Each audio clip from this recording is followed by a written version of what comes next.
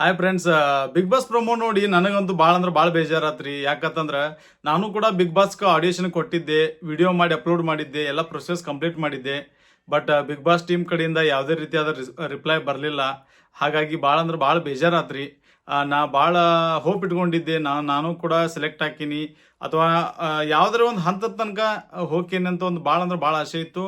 But ಯಾವುದೇ ರೀತಿಯಾದ ಆಸೆ ಈಡೇರಲಿಲ್ಲ. ಇರಲಿ, ಆಗೋದೆಲ್ಲ ಒಳ್ಳೇದಕ್ಕಂತಾರ. ನೋಡೋಣ, ಮುಂದಿನ ದಿನಮಾನದ ಒಳ್ಳೆ ದಿನಗಳು ಬರ್ತಾವ.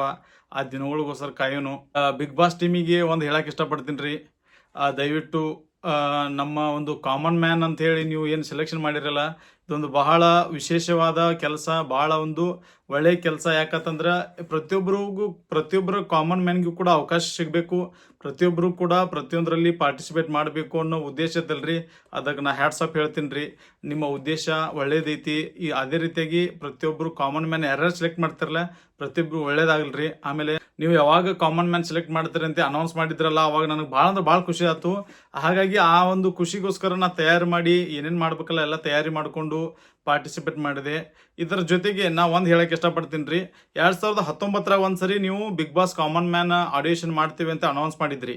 ಅವಾಗೂ ಕೂಡ ನಾ ಎಲ್ಲ ರೀತಿ ತಯಾರಿ ಮಾಡಿಕೊಂಡು 2019ರಲ್ಲಿ ಕೂಡ ನಾ ಬಿಗ್ ಬಾಸ್ಗೆ ಹೋಗ್ಲೇಬೇಕಂತ ಹೇಳಿ ಎಲ್ಲ ರೀತಿ ಪ್ಲ್ಯಾನ್ ಮಾಡಿಕೊಂಡು ತಯಾರಿ ಮಾಡಿದ್ದೆ. ಬಟ್ ಅವಾಗ ಆಡಿಷನ್ ನಡೀಲಿಲ್ಲ. ಆಗೂ ಕೂಡ ಭಾಳ ಬೇಜಾರು ಮಾಡ್ಕೊಂಡಿದ್ದೇನೆ, ಯಾಕೆ ಇವ್ರು ಹಿಂಗೆ ಮಾಡಿದ್ರು ಅಂತೇಳಿ.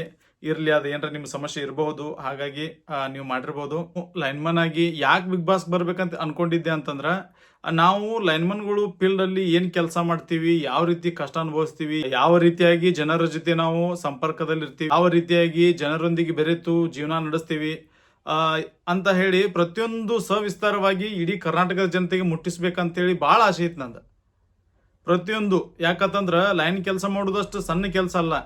ನಾವು 11,000 ವೋಲ್ಟೇಜ್ ಒಳಗೆ ಪ್ರತಿನಿತ್ಯ ಎದ್ರೆ ಕೆಲಸ ಮಾಡ್ತೇವಲ್ರಿ, ಭಾಳ ಡೇಂಜರಸ್ ಫೀಲ್ಡ್ದಾಗ ಕೆಲಸ ಮಾಡ್ತೀವಿ. ಹಾಗಾಗಿ ನನಗೊಂದು ಅಪರ್ಚುನಿಟಿ ಸಿಕ್ಕಿತ್ತಂದ್ರೆ ನಾ ಭಾಳ ಅಂದ್ರೆ ಭಾಳ ಹೇಳಾವಿದ್ನಿ, ಭಾಳ ಅಂದ್ರೆ ಭಾಳ ಜನರಿಗೆ ತಲುಪಬೇಕು ಅಂತೇಳಿ ಆಸೆ ಇತ್ತು. ಬರೋ ದಿನಮಾನದ ಒಳ್ಳೇದಾಗ್ತದೆ ಅಂತ ಭಾವಿಸೇನಿ. ಮತ್ತೊಂದು ನಿಮ್ಮ ಬಿಗ್ ಬಾಸ್ ಟೀಮಿಗೆ ಏನು ಬೇಡ್ಕೋತೀನಿ ಅಂತಂದ್ರೆ, ನೀವು ನನ್ನನ್ನು ಸೆಲೆಕ್ಟ್ ಮಾಡಲಿಲ್ಲ, ಇರಲಿ, ನಾನು ಏನು ಬೇಜಾರು ಮಾಡ್ಕೊಳ್ಳಲ್ಲ. ಆದರೂ ನಮ್ಮ ಇಲಾಖೆಯವ್ರು ಯಾರಾದರೂ ಆಡಿಷನ್ ಕೊಟ್ಟಿದ್ರಂದ್ರೆ ಅವ್ರಿಗೆ ದಯವಿಟ್ಟು ನೀವು ಸೆಲೆಕ್ಷನ್ ಮಾಡಿ ನಮ್ಮ ಇಲಾಖೆಯ ಕಷ್ಟಗಳ ಬಗ್ಗೆ, ನಾವು ಯಾವ ರೀತಿ ಫೀಲ್ಡಲ್ಲಿ ಕೆಲಸ ಮಾಡ್ತೀವಿ, ಅದರ ಒಂದು ಸಂಪೂರ್ಣವಾದ ಜ್ಞಾನವನ್ನು, ಸಂಪೂರ್ಣವಾದ ಡೀಟೇಲ್ಸನ್ನು ಇಡೀ ಕರ್ನಾಟಕ ಜನತೆಗೆ ನೀವು ದಯವಿಟ್ಟು ತಿಳಿಸ್ಬೇಕಾಗಿ ತಮ್ಮಲ್ಲಿ ಕೇಳಿಕೊಳ್ಳುತ್ತೇನೆ. ಅದರ ಜೊತೆಗೆ ದಯವಿಟ್ಟು ಬಿಗ್ ಬಾಸ್ ಟೀಮ್, ನಾ ಒಂದು ಏನಂತಂದ್ರೆ ಇದನ್ನು ಮಾಡಿ ಕಳಿಸಿದ್ದೆ, ಆಡಿಯೇಷನ್ ವಿಡಿಯೋ ಮಾಡಿ ಕಳಿಸಿದ್ದೆ. ದಯವಿಟ್ಟು ನಾನೊಂದು ರಿಕ್ವೆಸ್ಟ್ ಐತ್ರಿ, ನೀವು ನನ್ನ ಸೆಲೆಕ್ಟ್ ಮಾಡಲಿಲ್ಲ ಅಂತಂದ್ರೆ ಹೋಯಿತು. ಬಟ್ ಆ ಒಂದು 2 ನಿಮಿಷ 30 ಸೆಕೆಂಡ್ 40 ಸೆಕೆಂಡ್ ವಿಡಿಯೋ ಮಾಡಿ ಕಳಿಸಿನಲ್ರಿ. ದಯವಿಟ್ಟು ಸಾಧ್ಯವಾತಂದ್ರೆ ದಯವಿಟ್ಟು ಬಿಗ್ ಬಾಸ್ ಟೀಮ್ ಕಡೆ ರಿಕ್ವೆಸ್ಟ್ ಮಾಡ್ಕೋತೀನಿ, ಅದನ್ನು ನಿಮ್ಮ ಡಿಸ್ಪ್ಲೇ ಮೇಲೆ ದಯವಿಟ್ಟು TV ಟೆಲಿಕಾಸ್ಟ್ ಮಾಡಬೇಕಾಗಿ ತಮ್ಮಲ್ಲಿ ಕೇಳಿಕೊಳ್ತೀನಿ. ಯಾಕಂತಂದ್ರೆ ಸೆಲೆಕ್ಟ್ ಮಾಡಿಲ್ಲ, ಇರಲಿ, ಬಟ್ ಅದೊಂದು ಟೆಲಿಕಾಸ್ಟ್ ಮಾಡಿದ್ರಿ ಅಂದ್ರೆ ನನಗೆ ಭಾಳ ಅಂದ್ರೆ ಭಾಳ ಖುಷಿ ಅನಿಸ್ತೈತಿ.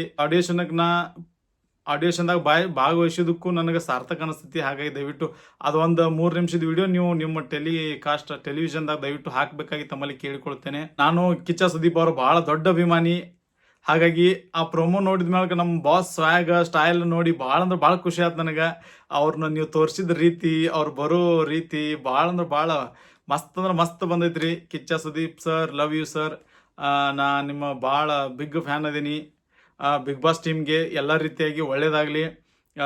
ಈ ಸೀಸನ್ ಕೂಡ ಒಳ್ಳೆ ರೀತಿಯಾಗಿ ಯಶಸ್ವಿ ಆಗಲಿ ಅಂತೇಳಿ ಆ ದೇವರಲ್ಲಿ ಬೇಡ್ಕೋತೀನಿ. ಮತ್ತೊಂದು ಸಾರಿ ಏನಾದರೂ ಒಂದು ಅವಕಾಶ ಮಾಡಿ ಮತ್ತೊಂದು ಸಾರಿ ಕೇಳ್ಕೊತೀನಿ, ಏನಾದ್ರು ಒಂದು ಅವಕಾಶ ಇತ್ತಂದ್ರೆ ದಯವಿಟ್ಟು ನಂದು ವಿಡಿಯೋ ಹಾಕಿರೋ ಒಂದು 3 ನಿಮಿಷದ.